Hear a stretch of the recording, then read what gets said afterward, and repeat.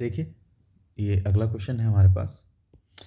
To identical particle of mass M go a circle of radius A under the action of mutual gravitation attraction. ठीक है जी। तो देखिए हमारे पास क्या है, दो हमारे पास मासेस हैं। ये मास एम है और ये भी मास हमारा एम ही है। ये एक दूसरे के म्यूचुअल ग्रेविटेशन फील्ड में है। ठीक है जी।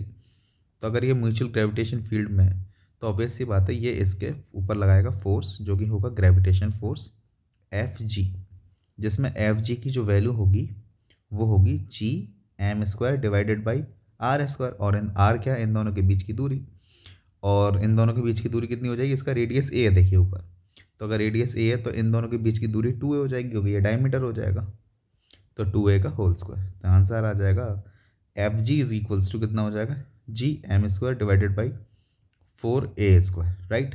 चलिए, अब ये जो ग्रेविटेशन फोर्स है, अगर मान लो किसी भी मास का अगर एफ बी डी बनाएंगे तो ये सर्कुलर पाथ में क्यों घूम रहा होगा, सर्कुलर पाथ में घूम रहा होगा क्योंकि सेंट्रीपिटल फोर्स की वजह से।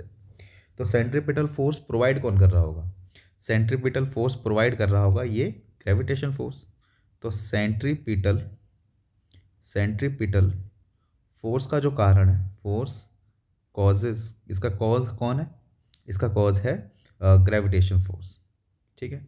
इस ये ग्रेविटेशन फोर्स ही इसको सेंट्रीपिटल फोर्स प्रोवाइड करा रहा होगा।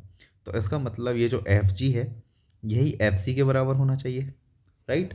तो हमें निकालना क्या है, एंगुलर स्पीड निकालनी है, यानी ओमेगा ही निकालना है। और अगर ओमेगा ओमेगा निकालना तो हम कौन सा फॉर्मूला यूज़ करेंगे, M R omega square, R omega square. और ये एफ जी के बराबर होगा। चलिए स्टार्ट करते हैं।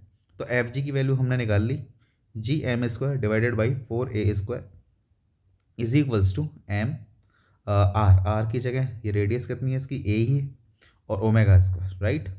एक एम से एक एम में उड़ गया। राइट। तो ओमेगा की वैल्यू कितनी हो जाएगी, ओमेगा स्क्वायर की वैल्यू हो जाएगी G small M divided by 4a cube. तो यहाँ से ओमेगा की वैल्यू हो जाएगी cube root of square root of G M upon 4a cube. Right. तो ये हमारा ऑप्शन हो गया, which one is G M upon 4a cube. C option हमारा करेक्ट हो गया इस केस में। राइट। अच्छा, इसमें और क्या क्या आपसे क्या क्या और पूछा जा सकता है, इसमें आपसे वेलोसिटी पूछी जा सकती है कि बताइए वेलोसिटी बताइए इस एंड पर। तो आपको ओमेगा पता है, तो v is equals to R into omega. तो v की वैल्यू हो जाएगी आर इंटू ओमेगा, और आर की वैल्यू है a, और ओमेगा की वैल्यू आ गई है G M upon 4a cube. Right. तो आंसर आ जाएगा इसका मतलब जी एम, और अंदर आ जाएगा ये ए स्क्वायर बन के बाहर अंदर आ जाएगा, और ये 4a क्यूब।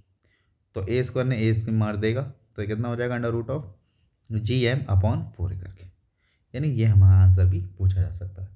तो होप सो अगर आपको समझ में आया हो तो लाइक करें। ठीक है। और